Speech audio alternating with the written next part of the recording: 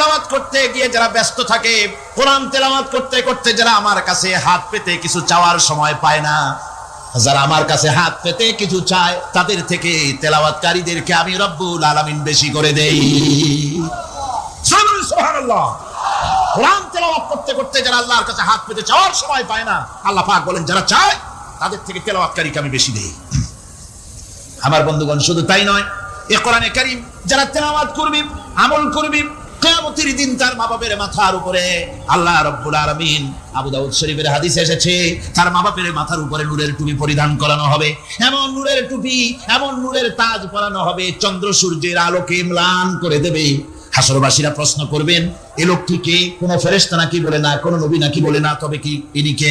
জবাব হবে, তিনি হচ্ছেন সেই ব্যক্তি যিনি তার সন্তানদেরকে কোরআন শিখিয়েছিলেন। কোরআন শিখানোর কারণে আল্লাহ রাব্বুল আলামিন আজ তার মা বাপের মাথার উপরে নূরের টুপি পরিধান করে হাসরের ভিতরে মর্যাদা দিলেন।